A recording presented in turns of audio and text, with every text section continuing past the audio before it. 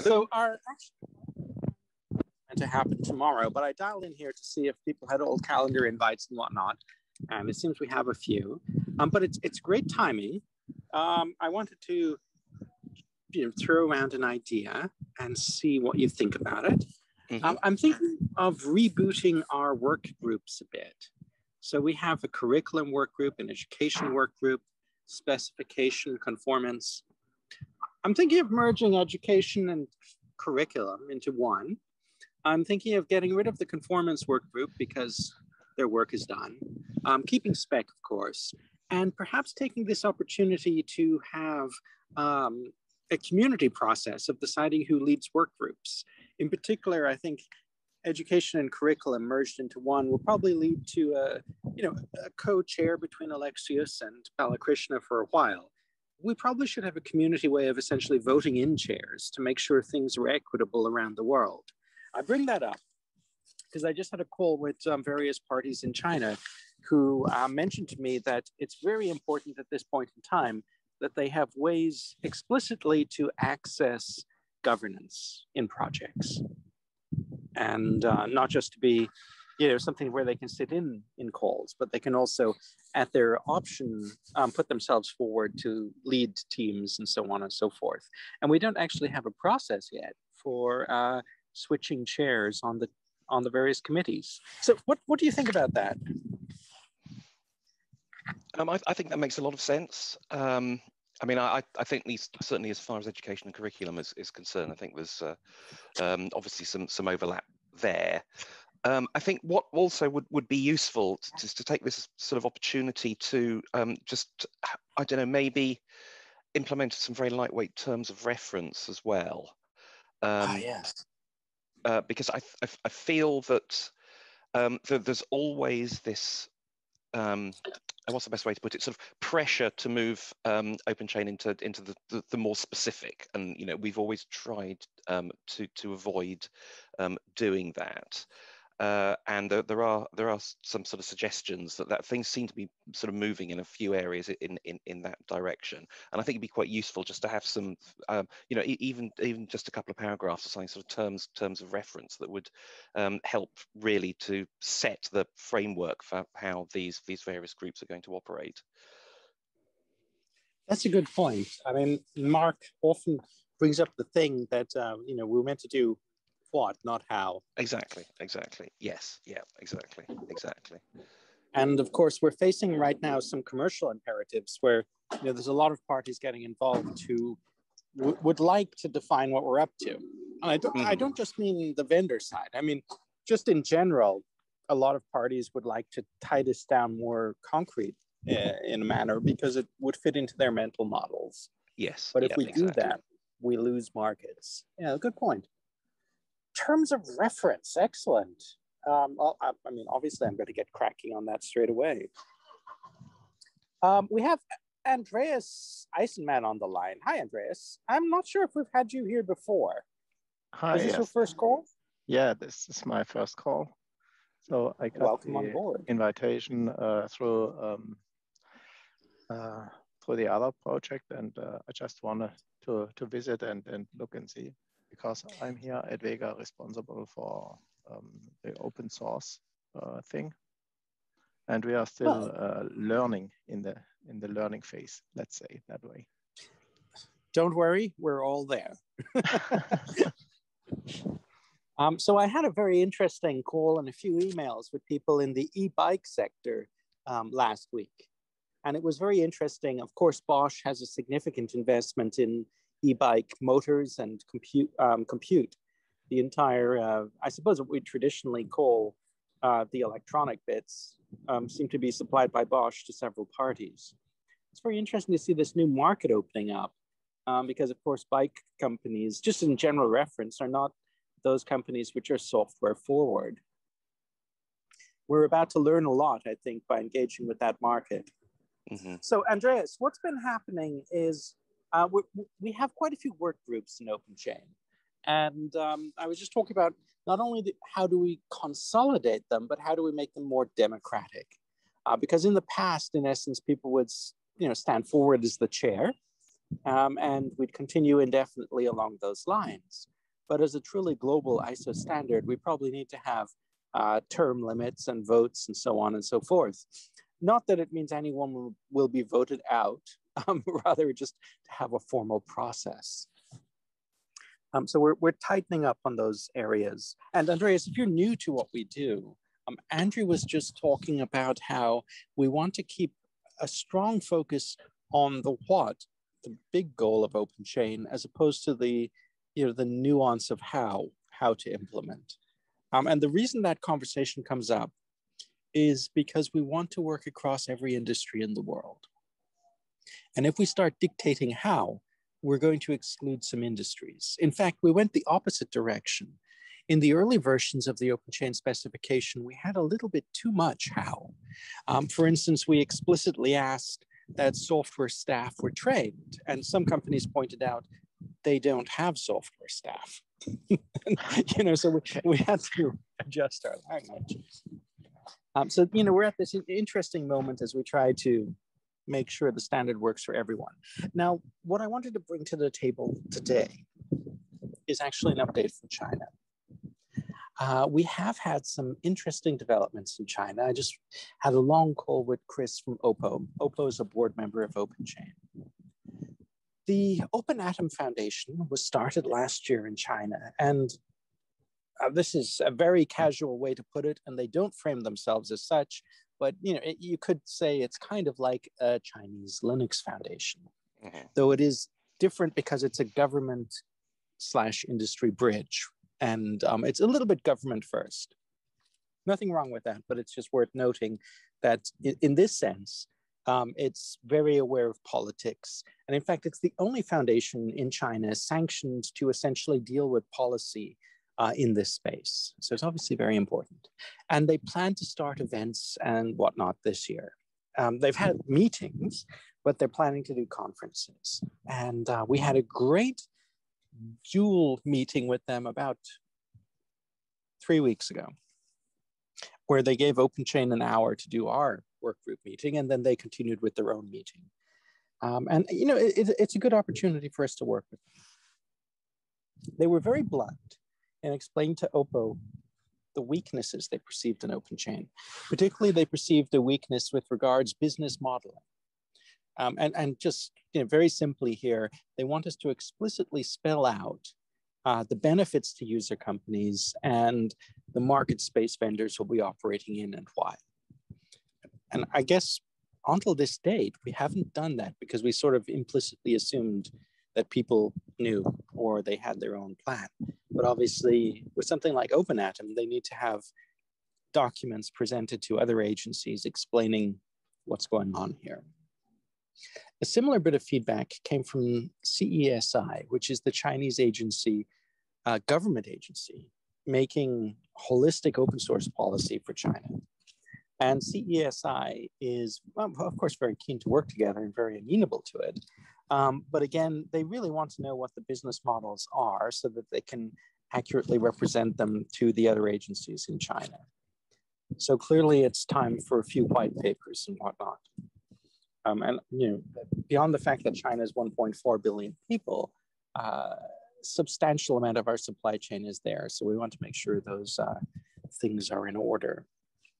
Just so you know, this week we will be launching our supplier education pack in Chinese traditional and simplified, Korean, Japanese, and German. This is a big step forward because we previously had it in English, and obviously this will help us a lot around the world.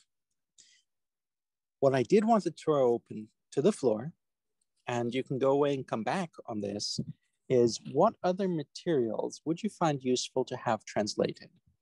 I don't want to spend all of it, but I have a 45,000 US dollar budget. So I think that's about 38,000 euro for marketing.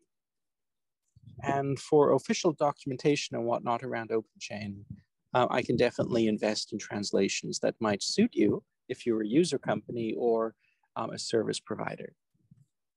Just so you know. And I'm looking for a translation list right now. pausing there, I think those are the main things I wanted to cover, apart from the fact that we're entering e-bikes, which is a completely new industry to us. I'll be talking in about 2 weeks to a German association on the e-bike front. And I know, well, actually, maybe everyone doesn't know, China is the world's largest electronic vehicle market. And they have approximately 120 million battery vehicles on the road, the vast majority of which are bikes or tricycles. Yeah. But we don't yet have an avenue into their manufacturers beyond the fact that BYD turns up at our meetings. However, if we discuss with the German Manufacturing Association, which is fully organized and whatnot, this will also inform China. And quite frankly, the trade war between the US and China doesn't help, but working with associations in Germany and whatnot will help because there isn't the same antagonistic relationship. Pausing there, is there anything else we should have on our horizon for stuff happening?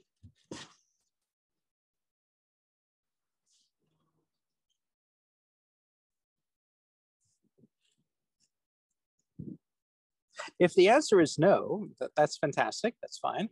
I would end then on the note that I've had significant feedback. Oh, sorry, Andrew, you're unmuted. Just in case you need to talk, I'll pause. Yeah, sure. There's this one very minor admin thing. In terms of invitations, etc., for meetings, so I went into the global calendar yesterday, and I note now that this meeting doesn't exist because it's been deleted. Was it there yesterday, or was it or was it a figment of my deranged imagination? Because I'm now doing what I think I should do, which is to go into the global calendar each time just to make I don't think it was double a figment of your imagination. I asked a review to be made to double check that everything was on UTC. And I suspect this meeting might have been isolated as not on UTC and stuck on Pacific and then moved, for which I do apologize, but it should be permanently fixed now. No, that's brilliant. And it's great to have the opportunity to talk now. So I have no problem with that whatsoever. Good. I was just questioning my own sanity, that's all. Well, after more than 1 year of COVID, I think we're all there. Yeah, exactly. Just to make you feel better, in Japan, we've vaccinated 2.2% of the population. They expect to have people over 65 vaccinated by the end of July. My age group will be vaccinated, I don't know when, probably by 2018. Yeah, right, okay. We currently have 24 million doses of the vaccine in storage, unable to be administered due to colossal administrative cock-ups. Wow. And I was just talking with Chris from Oppo, and he pointed out, not in relation to Japan, but just in general, that China's surpassed 200 million doses of vaccine distributed. Mm-hmm. He was vaccinated in January. Oh, well. We need to get a few pharma companies on our mailing list so we can hassle them. Yes, yeah, exactly. Okay, so the last major thing I wanted to bring up was we had a telco meeting very recently, and the telcos are going into a cycle very similar to automotive. They plan to examine the space in the context of OpenChain to see if they need special standards for telco, and their expected outcome is they don't. But this cycle will probably take 6 months to 1 year. It's led by Ericsson. We do have our friends in the US, so people like Comcast, Qualcomm, and so on. And we do have interest from companies like Huawei in China. So the telco work group will be worth watching, though in essence, they expect to accomplish nothing officially, which is what they want to do, and to have an outcome where the telcos agree that there's no need for a meta standard and whatnot in this space, which is exactly what automotive did. And on the automotive front, we have had a lot of feedback from Bosch and BMW that they want tooling to be improved. And this also came from Sammy at ARM. Yeah. So we're looking at essentially how we could do proof of concept. We've talked about how we could fund interoperability in tooling. So I'm looking at using a little bit of our marketing budget to do something in operability, whether it's with SW360 or ORT, Open Source Review Toolkit, and do an interoperability integration with some other tooling, probably open source, but to make it completely turnkey. And I'll do that out of our marketing budget in essentially the spirit of proof of concept to show that people can do this tooling. And that'll be on a fast track to happen in the next month or so. Just a heads up. Because we do have a significant problem with tooling at the moment in that people can't get it interoperable. Oppo spent a week trying to get it to work. It didn't work. And then they decided to buy Black Duck instead. They're a very big supporter of open source tooling, but they think it needs interoperability, and they're going to work on that. Now, if anyone has a favorite open source tooling that they think might be useful as the test case for interoperability, let me know. You don't have to let me know on this call, but it would be ideal opportunity to mull over it in the next few days. Let me know, because we can invest. Excellent, excellent. And just to be clear, we're not going to build tooling in OpenChain, but we might be looking at how we can really help projects get the interoperability bit done, which is the big missing part.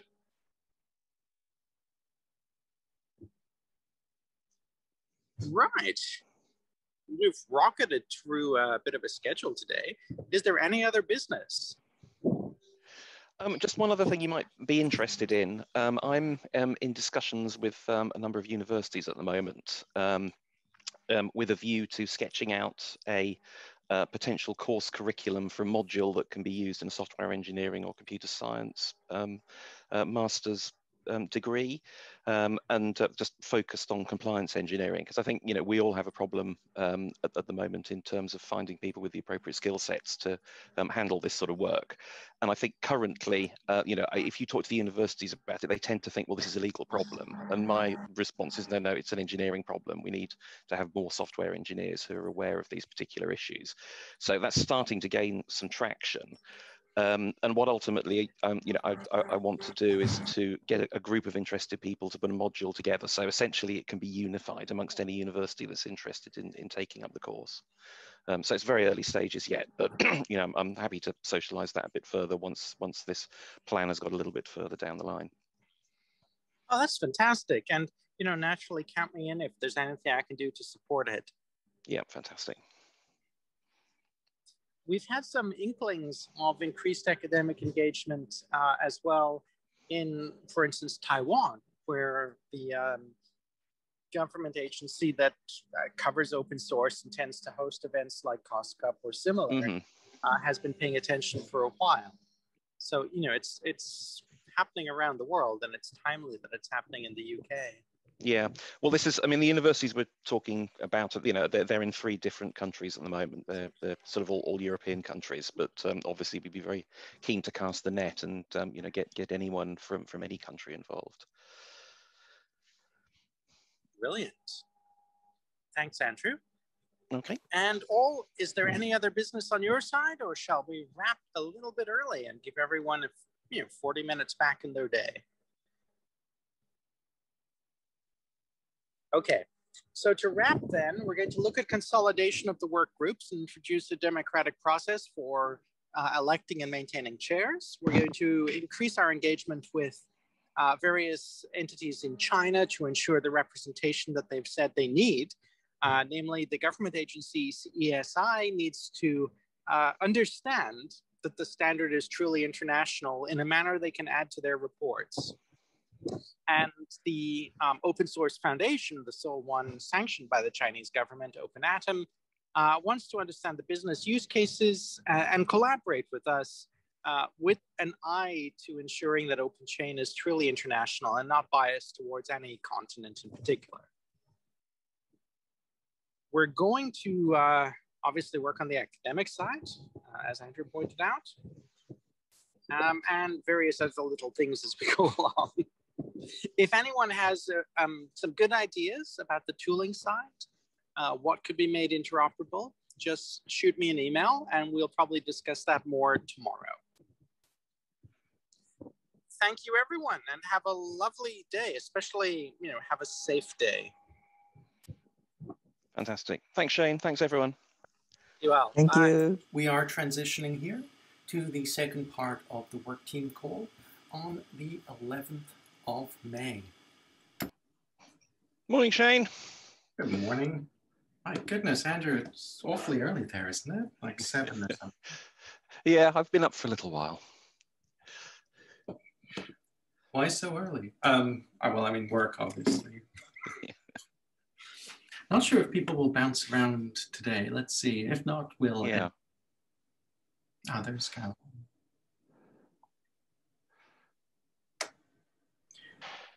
Hi, Gautam. How are you doing? Hi, Shane. Good. How are you? Yeah, no, fine. It's turning out to be a summertime week here in Japan, though we did have some bad news about the inoculations.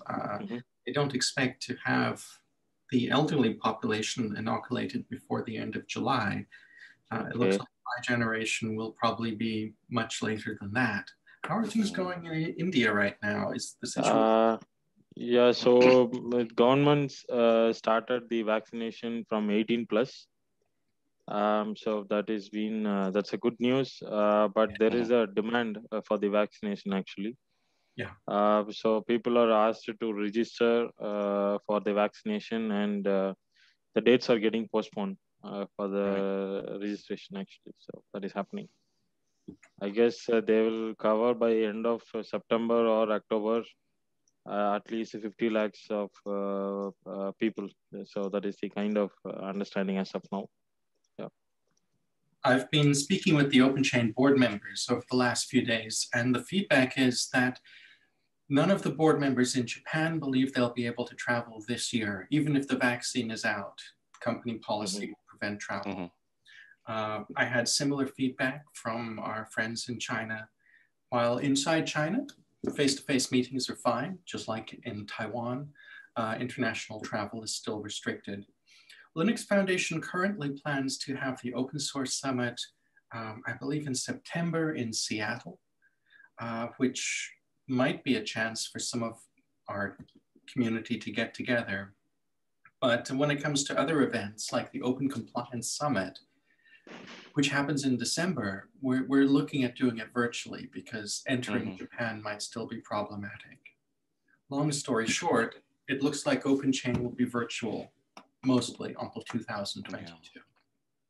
Okay. Well, so we're going to be continuing with lots of video calls. Actually, we have two things coming up, which could be fun.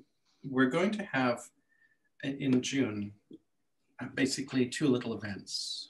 And the idea would be to have one event for the partners, a partner summit, which will give the partners a chance to basically talk about what they've learned. And not just presentations, but to have a roundtable discussion and also a panel. This is based on feedback from the partners on the last partner call. At the same time, well, I mean, not literally at the same time, we're also going to have a general OpenChain mini summit. So we might run them together and have it in one day together, partners and then mini summit. The mini summit would really be a place for Mark and his team to edit the spec, looking at especially add-ons for security, and also a place for us to review where we are at with curriculum and education. I understand on the last meeting, we had some nice progress with Balakrishna and the education training, the online training. He reported to me that we're about 30% done in the enhanced material for LF, but we do have about 70% to go. He and I are coordinating tomorrow to work out the details.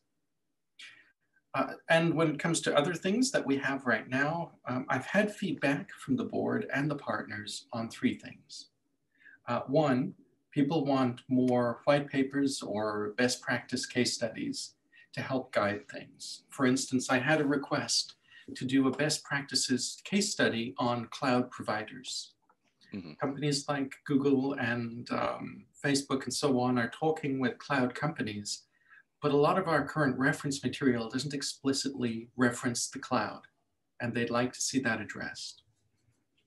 Another thing that's been brought up by a ton of people is the tooling, to actually get interoperability implementation done on the tooling and to potentially use some of the OpenChain budget on that. That will be for OpenChain a marketing activity to show that open source tooling can interoperate. And I'm in discussions with the board about whether they'd be amenable to that. And then we have to talk to the reference tooling group about that as well.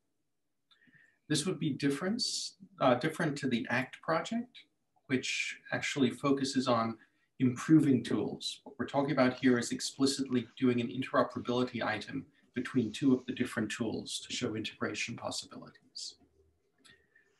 Right, and the final thing we had, which is a bit more arduous to complete, is white papers. There was a request for white papers for lawyers and also for business advisors to understand how we fit into the broader field alongside security and so on and so forth. Until now, we haven't released white papers. We've released articles, and this would be digging down a bit further into it.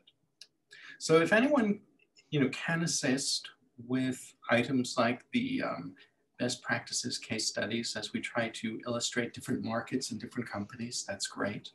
I'm going to personally get started on the cloud provider best practices overview document, and I should have that for our next call. If anyone has particular suggestions of which tools interoperability would be useful for, that will be great. And when it comes to white papers, that's a heavier lift. I think we're probably going to have to look at getting some of our specialists in the community to assist in writing them. For instance, I might put out the bones of a general OpenChain white paper. We might work with David Wheeler at Security on the Supply Chain to talk about supply chain integrity and OpenChain and stuff like that. But if you have ideas, I would be very glad to have those and to work from there.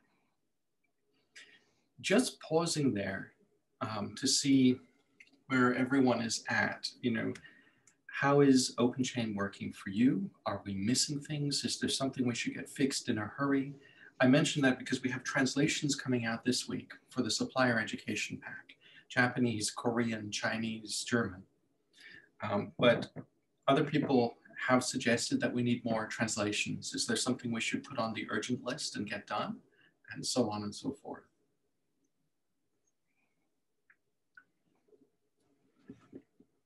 Just for perspective, we have approximately $45,000 US for marketing activities. So we do have capital. There was some feedback, I believe, from the partner call, which was that our reference library is great, but it's hard to find relevant materials easily, which would seem to indicate that we need to highlight more of the material in the reference library as key documentation to get people started. If I recall correctly, the open source policy template is not yet translated. Perhaps we could make that an item. Yes, there are some translations of it, but not, I think, of the latest version. So my recollection is it's certainly been translated into traditional Chinese. Mm-hmm. But that's I think that was the old version. So it would be very useful to have an updated version of that. Okay, just making a note. So maybe we'd look at the same thing as usual: Chinese, Japanese, Korean. Yeah. Yeah. Yes, I remember conversations. I think certainly somebody was looking into Korean as well, but yeah, I think that makes perfect sense. I have noticed that everyone's bandwidth is down. So on pure community contributions right now, people have less time. And that's why I think we might have to pay for more translations to just get them done quickly. And then our community can look at them and improve them. Has this been your experience in general, that people seem to be a bit tied up now? I'm trying to think what the project can do without being too ambitious, given that people are essentially burnt out. Yeah, that's certainly my experience, and it is that people, as you say, burnt out is the right phrase. I mean, I think most people I know have been sort of working back to back, flat out crazy hours for the last 18 months or so, and you know, it is difficult to get people to volunteer to do things now. Well, if we get started with the open source policy template into expedited translation, we can also include it in the supplier education pack at that juncture. We do have the online education heading towards halfway complete in the revision. I mean, in the sense of where are we from beginning to end, we're nearly done. But the final revision for LF training is 30% done. At the next global call, Balakrishna will be leading an edit cycle to just try and finish that. We have our webinar next week, which will be the usual kind of third Monday, third Tuesday webinar with partners doing presentations on areas of expertise. I think that beyond that, I'm going to focus on the tooling thing and get the white papers underway and start the best practices stuff. I don't expect people to drop what they're doing and to come and help out on that, but it would be great if people could just mull over, you know, what tools would be most interesting to have interoperability on as a case study. You know, should we look at ORT and SW360, or should we look at fossology and SW360, or scan code and fossology? What would be the biggest splash for our money? Because I'm thinking we spend, you know, up to $10,000 for a developer to make a really smooth way to get some of these tools interoperable, but I'd like to make sure it's genuinely useful as well. And beyond that, we have some major conformance announcements. We have some new third-party certifier coming online. We have some more general partner announcements. As usual, I'm going to go ahead with our news. Yeah. Just wanted to interrupt. So you talked about this interoperability between the tools, right? So it is already in progress, or it is a plan to check on? Okay. Basically, we have an issue where companies have looked at open source tooling for compliance, and they found that individual tools might work okay, but they can't get them to work together without huge effort. A good example was Oppo. Their open source team decided to get fossology and SW360 working. They purposefully didn't ask engineering to help. They did it inside the open source office. They allocated 2 hours, and it took a week. At that point, they bought Black Duck Hub from Synopsys. Now there's so there is already an interoperability with fossology and software 360 that is available. So if you deploy software 360, fossology can be integrated automatically. So that is a solution available.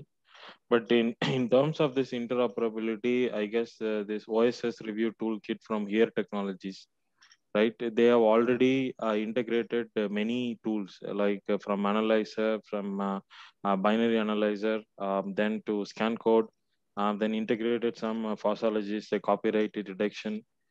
This is already there actually. So, so in that case, like, are we trying to reinvent the same cycle, or something more different it is going to happen actually? We want to make it much more turnkey.